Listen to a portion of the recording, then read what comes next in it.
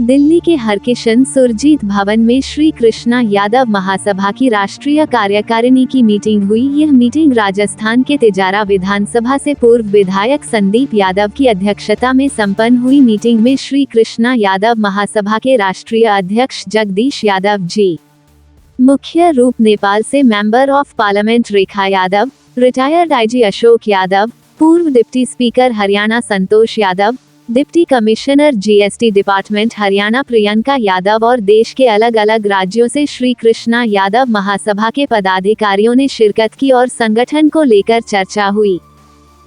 सबसे पहले तो आज हमारी राष्ट्रीय कार्यकारिणी की जो बैठक हुई सफल कार्यक्रम रहा। इसमें जो नेपाल की सांसद रेखा यादव जी हमारे बीच में आई, मैं उनका धन्यवाद करता हूं, क्योंकि अब हमारी ये महासभा हिंदुस्तान में नहीं, अब ये विदेश में भी आगे बढ़ने जा रही है। पहली हमारी राष्ट्रीय कार्यकारिणी की बैठक थी ये, इसमें प्रस्ताव पास की हम लोगों ने, 4 प्रस्ताव पास हुए हैं।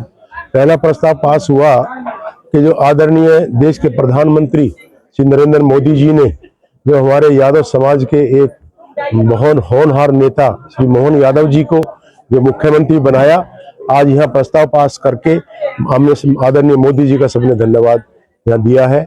और जो एक पत्र उन्होंने जारी किया है आज की मीटिंग में, उनको भेज दिया जाएगा। दूसरा, हम आने वाले समय में 1 अक्टूबर या नवंबर में एक बड़ा कार्यक्रम जो तालकटोरा स्टेडियम में हम करने जा रहे हैं, उसको करेंगे।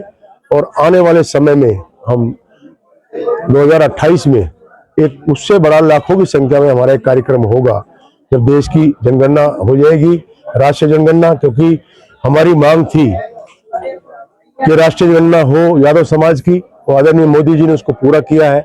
हम वो एक धन्यवाद सभा रखेंगे और जो समाज की हमारी कुछ मांगे हैं वो सरकार से हम करेंगे, और हमें उम्मीद है कि हमारी मांगों की अनदेखी नहीं होगी, वो हमारी पूरी होंगी। ये श्री कृष्णा यादव महासभा अभी संगठन स्टार्ट किया है, और इतनी तेजी से बढ़कर हमारे इन साथियों ने जो स्टेट प्रेसिडेंट है उन्होंने इसको इतना मजबूती से आगे लेके गए हैं। आज 20 राज्य के प्रतिनिधियों ने इसमें भाग लिया है।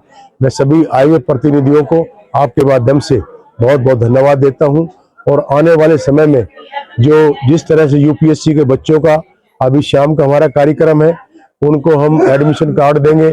आदरणीय राष्ट्रीय महामंत्री और national headquarter incharge Shri Arun Singh ji उसमें हमारे मुख्य अतिथि के रूप में शरीक होंगे।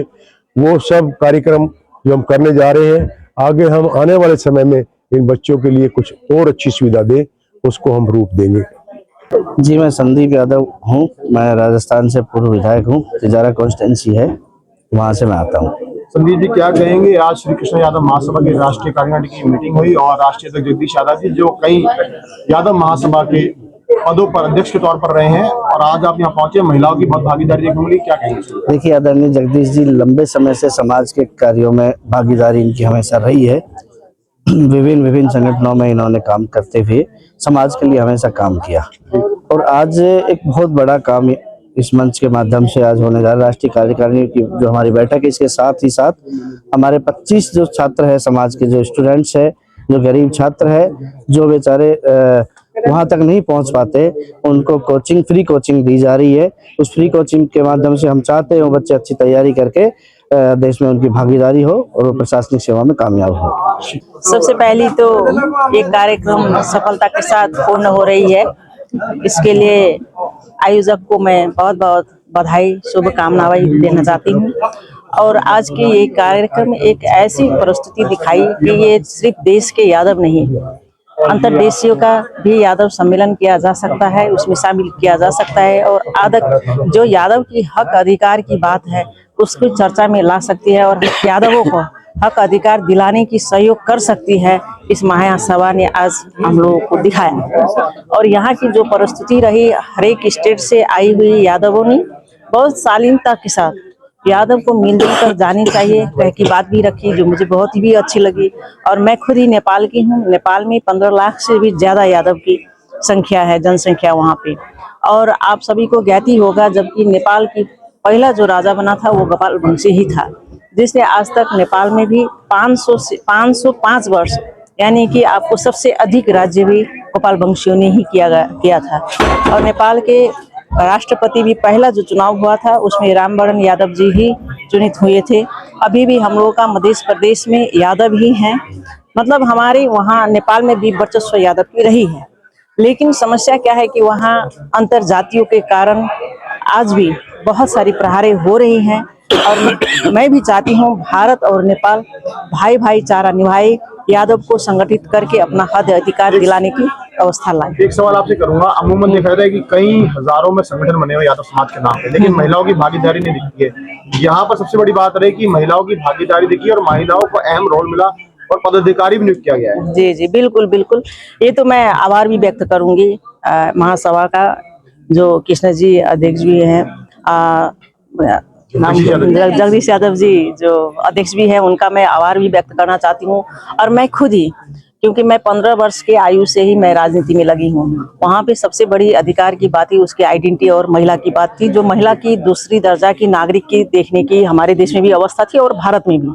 और हमारी संघर्षों के कारण आज पार्लियामेंट में भी 33% महिलाएं अवस्थित हैं, वहाँ पे उपस्थित हैं और बहुत सारी मंत्री भी बन चुके हैं। अभी हाल में ही फिर अभी हाल में हमारी पीएम भी बनी है।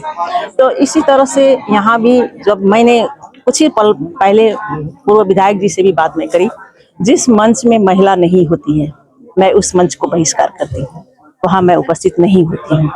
और यहाँ के आपके माध्यम से भी यहाँ के नागरिक को भी मैं ये बताना भी चाहूँगी, और हर संस्था को, कोई भी संस्था बने उसमें महिला की दर्जा अव्वल होनी चाहिए।